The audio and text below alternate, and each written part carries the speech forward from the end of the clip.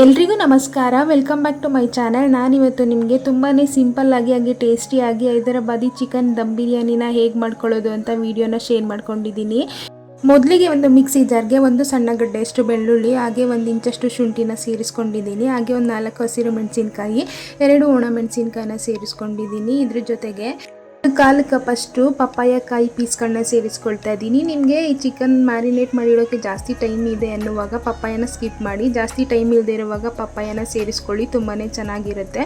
ಹಾಗೆ ಈಗ ಇದನ್ನು ಸ್ವಲ್ಪ ನೀರು ಹಾಕಿ ಚೆನ್ನಾಗಿ ರುಬ್ಕೊಳ್ಳೋಣ.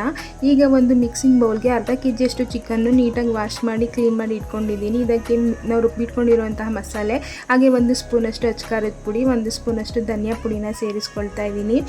ಹಾಗೆ ಇದ್ರ ಜೊತೆಗೆ 1.5 ಸ್ಪೂನಷ್ಟು ಚಿಕನ್ ಬಿರಿಯಾನಿ ಮಸಾಲಾನ ಕೂಡ ಸೇರಿಸ್ಕೊಳ್ತಾ ಇದ್ದೀನಿ.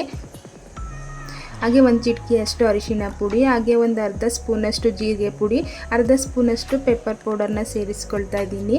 ಹಾಗೆ ಇದ್ರ ಜೊತೆಗೆ ಹೋಲ್ ಗರಂ ಮಸಾಲ ಸ್ಪೈಸಸ್ನ ಈ ರೀತಿಯಾಗಿ ಜೋಡಿಸ್ಕೊಂಡು ಸೇರಿಸ್ಕೊಳ್ತಾ ಇದ್ದೀನಿ. ಇದರಲ್ಲಿ ಒಂದು ಐಟಮ್ ಇಲ್ಲಾಂದ್ರೂ ಪರವಾಗಿಲ್ಲ, ನಡೆಯುತ್ತೆ.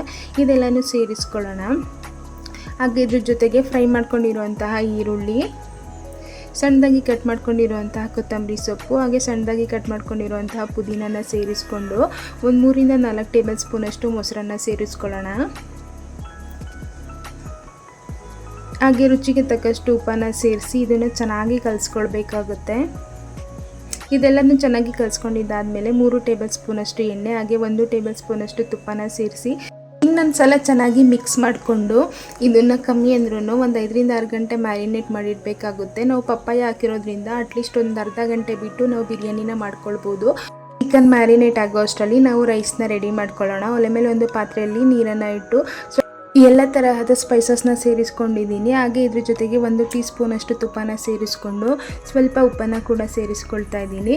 ಹಾಗೆ ಸಣ್ಣದಾಗಿ ಕಟ್ ಮಾಡ್ಕೊಂಡಿರುವಂಥ ಕೊತ್ತಂಬರಿ ಸೊಪ್ಪು, ಹಾಗೆ ಸ್ವಲ್ಪ ಪುದೀನನ ಸೇರಿಸ್ಕೊಂಡು ಈ ನೀರನ್ನು ಬಾಯ್ಲಾಗೋದಕ್ಕೆ ಬಿಡೋಣ. ಈಗ ಒಂದು ಬೌಲ್ಗೆ 1.5 ಗ್ಲಾಸಷ್ಟು ಬಾಸುಮತಿ ರೈಸನ್ನು ಸೇರಿಸ್ಕೊಳ್ತಾ ಇದ್ದೀನಿ. ಈ ರೈಸ್ನ 2 ರಿಂದ 3 ಸಲ ಚೆನ್ನಾಗಿ ವಾಶ್ ಮಾಡಿ ಎತ್ತಿಟ್ಕೊಂಡು ಬಾಯ್ಲ್ ಆಗ್ತಿರುವಂಥ ವಾಟರ್ಗೆ ಸೇರಿಸ್ಕೊಳ್ಳೋಣ. ಈ ರೈಸ್ನ ಒಂದು 70% ಅಷ್ಟು ಕುಕ್ ಮಾಡಿಕೊಂಡ್ರೆ ಸಾಕಾಗುತ್ತೆ. ಯಾರಾದರೂ ಹೊಸದಾಗಿ ನಮ್ಮ ವಿಡಿಯೋನ ನೋಡ್ತಾ ಇದ್ದರೆ ನಮ್ಮ ಚಾನಲ್ನ ಸಬ್ಸ್ಕ್ರೈಬ್ ಮಾಡಿಕೊಂಡು ಸಪೋರ್ಟ್ ಮಾಡಿ. ಈಗ ನೋಡ್ತಾ ಇರ್ಬೋದು ರೈಸು ಚೆನ್ನಾಗಿ ಕುಕ್ ಆಗಿದೆ. ಇದನ್ನು ಒಂದು ಸೈಡ್ ಎತ್ತಿಟ್ಕೊಂಡು ಒಂದು ದಪ್ಪ ತಳ ಇರುವಂತಹ ಪಾತ್ರೆಗೆ ನಾವು ಮೊದಲೇ ಮ್ಯಾರಿನೇಟ್ ಮಾಡಿ ಇಟ್ಕೊಂಡಿರುವಂಥ ಚಿಕನ್ನ ಸೇರಿಸ್ಕೊಂಡು ಚೆನ್ನಾಗಿ ಸ್ಪ್ರೆಡ್ ಮಾಡ್ಕೊಳ್ಳೋಣ.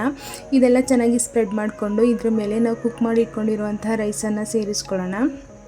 ಈ ರೈಸನ್ನು ಎಲ್ಲ ಕಡೆ ನೀಟಾಗಿ ಸ್ಪ್ರೆಡ್ ಮಾಡ್ಕೊಳ್ಳೋಣ. ನೀವು ಎಷ್ಟು ಲೇಯರ್ ಬೇಕಾದ್ರೂ ಈ ಥರ ಲೇಯರ್ ಆಗಿ ಮಾಡ್ಕೊಳ್ಬೋದು. ನಾನಿಲ್ಲಿ 2 ಲೇಯರಲ್ಲಿ ಹಾಕ್ಕೊಳ್ತಾ ಇದ್ದೀನಿ. ಈಗ ರೈಸ್ ಮೇಲೆ ಸ್ವಲ್ಪ ಫ್ರೈ ಮಾಡ್ಕೊಂಡಿರುವಂತಹ ಆನಿಯನ್ನು, ಹಾಗೆ ಸ್ವಲ್ಪ ಕೊತ್ತಂಬರಿ ಸೊಪ್ಪು, ಸ್ವಲ್ಪ ಪುದೀನ ಸೊಪ್ಪನ್ನು ಸೇರಿಸ್ಕೊಂಡು ಹಾಲಲ್ಲಿ ನೆನೆಸಿಟ್ಕೊಂಡಿದ್ದಂತಹ ಕೇಸರಿನ ಸ್ವಲ್ಪ ಸೇರಿಸ್ಕೊಳ್ತಾ ಇದ್ದೀನಿ.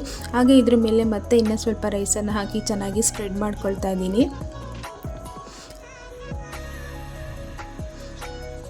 ತುಂಬಾ ಟೇಸ್ಟಿಯಾಗಿರುತ್ತೆ ಈ ಬಿರಿಯಾನಿ. ನೀವು ಒಂದು ಸಲ ಮಿಸ್ ಮಾಡದೆ ಟ್ರೈ ಮಾಡಿ.